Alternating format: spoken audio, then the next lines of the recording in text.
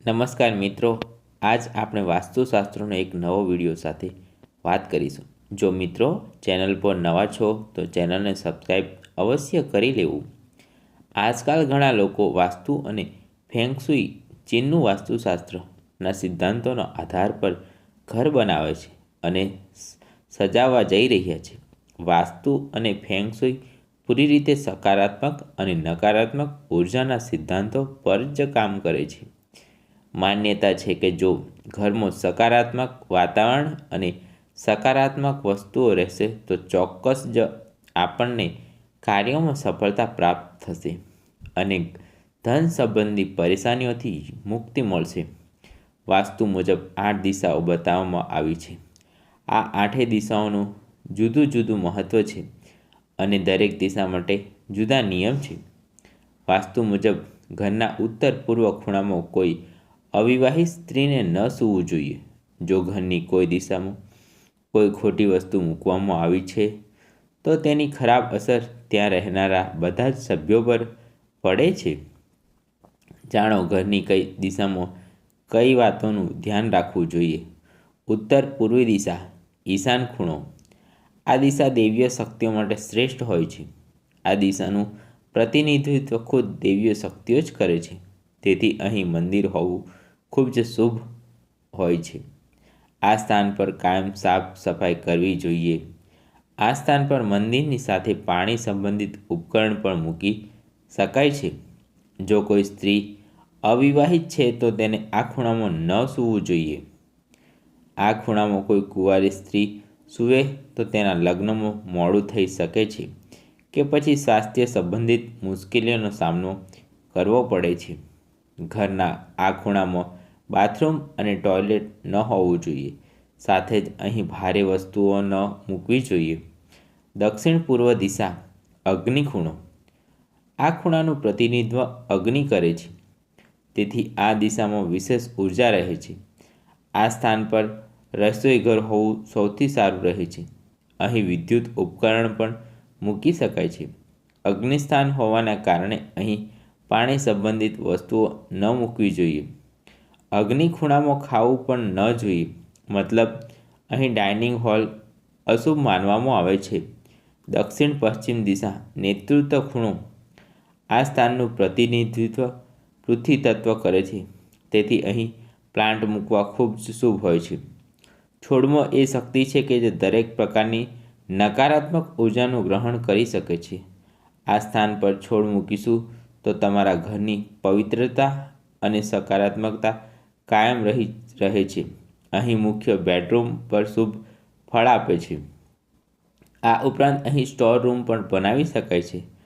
નેતૃત્વ કોણમાં ભારે વસ્તુઓ પણ મૂકી શકાય છે. અહીં કાર પાર્કિંગનું સ્થાન બનાવી શકાય છે. આ વાતોનું ધ્યાન રાખીશું તો તમારા ઘરમાં ઉર્જાનું સંતુલન બનેલું રહેશે. ઉત્તર પશ્ચિમ દિશા, વાયુ. આ ખૂણાનું પ્રતિનિધિત્વ કરે છે. આ કારણે અહીં બારીકે ઉજાળ્યું હોવું ખૂબ શુભ રહે છે. અહીં તાજી હવા માટે સ્થાન હશે તો આપણને સ્વાસ્થ્ય સંબંધી અનેક લાભ પ્રાપ્ત થાય છે. અહીં તાજી હવા આવવાનું સ્થાન હશે તો થોડાક જ દિવસોમાં પારિવારિક સંબંધોમાં મધુરતા આવી જાય છે. ઘરમાં કોઈ પ્રકારના કલેશ નથી હોતા અને ન તો સ્વાસ્થ્ય સંબંધિત પરેશાનીઓ રહે છે. આ સ્થાન પર કન્યાનો રૂમ બનાવી શકાય છે. અહીં મહેમાનોના રહેવાનું વ્યવસ્થા પણ કરી શકાય છે. અહીં બીજા ફ્લોર પર જવા માટે સીડીઓ પર બનાવી શકાય છે. પૂર્વ દિશા, આ દિશાથી તમારા ઘરમાં ખુશીઓ અને સકારાત્મક ઉર્જા આવે છે. આ કારણે અહીં મુખ્ય દરવાજો બનાવી શકાય છે. અહીં બારી બાળકની બનાવી શકાય છે. અહીં બાળકો માટે રૂમ પર બનાવી શકાય છે. જો તમે આ સ્થાન પર અભ્યાસ સંબંધી કાર્ય કરો છો તો તમારું મોઢું પૂર્વ ઉત્તર દિશા તરફ હોવું જોઈએ.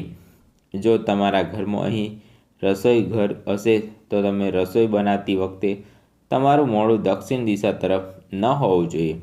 આવું થતાં સ્વાસ્થ્ય સંબંધિત પરેશાનીઓ થઈ શકે છે અને આ વાસ્તુ દોષ ઉત્પન્ન કરી શકે છે.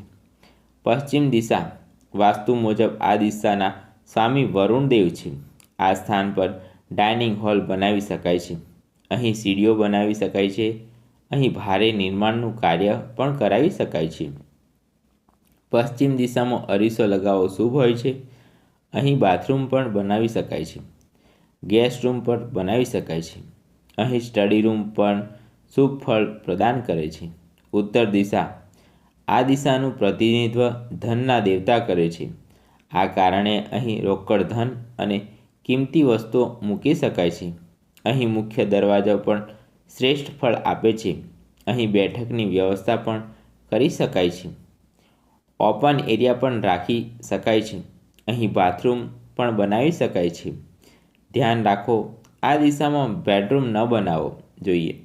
અહીં સ્ટોર રૂમ, સ્ટડી રૂમ કે ભારે મશીનરી ન મૂકવી જોઈએ. દક્ષિણ દિશા આ સ્થાન મૃત્યુના દેવતાનું સ્થાન છે. અહીં ભારે સામાન મૂકી શકાય છે. આ સ્થાન પર રસોઈ ઘર પણ બની શકે છે. અહીં પાણીની ટેન્ક બનાવી શકો છો અને સીડીઓ પર બનાવી શકો છો. અહીં બાળકોના રૂમ ન બનાવવા જોઈએ. સ્ટડી રૂમ, બાથરૂમ અને બારી ન હોવી જોઈએ. જો આ સ્થાન પર બેડરૂમ છે તો સૂતી વખતે આપણું માથું દક્ષિણ દિશા તરફ હોવું જોઈએ. ઘરનો મધ્ય ભાગ, ઘરની વચ્ચેનો ભાગ ખુલ્લા રહેવાથી ખૂબ શુભ રહે છે. આ સ્થાન પર તુલસીનો છોડ લગાવી શકાય છે. અહીં પ્રકાશ માટે પૂરતી વ્યવસ્થા હોવી જોઈએ. આ સ્થાન પરથી જ આખા ઘરમાં નકારાત્મક ઉર્જા ફેલાય છે.